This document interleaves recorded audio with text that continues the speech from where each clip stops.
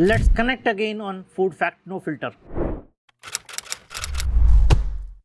पिछले एपिसोड में हमने 3 पॉइंटर्स पर डिस्कस करी थी जिस पर हमने होमवर्क करना था, उस पर चर्चा कर लेते हैं। पहला पॉइंटर था खाने को ढककर क्यों रखा जाता था, वो क्यों सिस्टम बना था। खाने को ढककर मक्खी मच्छर की वजह से तो रखा ही जाता था, लेकिन खाने को जब खुला रखते हैं तो उसके अंदर ऑक्सीडेशन आती है ऑक्सीजन की वजह से, और ऑक्सीडेशन के अंदर जो माइक्रोब्स होते हैं, माइक्रोबियल लोड्स होते हैं, बैक्टीरिया होते हैं, उसकी ग्रोथ मल्टीप्लाई हो जाती है। तो उससे रोकने के लिए जिसमें ऑक्सीडेशन ना हो, बैक्टीरिया की ग्रोथ लिमिटेड रहे, कंट्रोल रहे, इसलिए खाने को ढककर रखा जाता था।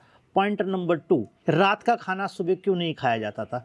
रात को खाना जब एक पर्टिकुलर समय पे रख दिया जाता है ठंडा होने के बाद, उसके अंदर माइक्रोबियल लोड बढ़ जाते थे, फ्रिज होता नहीं था, इसलिए उतना ही बनाया जाता था जितना रात को खाना खा के रखा जा सके। अब जब रात को खाना रखा हुआ सुबह नहीं खाया जा रहा है तो आप सोचिए कि जो हम पैकेज फूड ला रहे हैं, लेकिन जो रोज़मर्रा की चीज़ें हैं जिनकी सेल्फ लाइफ ही 24 से 36 घंटे है, उसकी सेल्फ लाइफ की यदि हम बात कर लें, सेल्फ लाइफ से कैसे खा रहे हैं ये एक बार आपको सोचना पड़ेगा।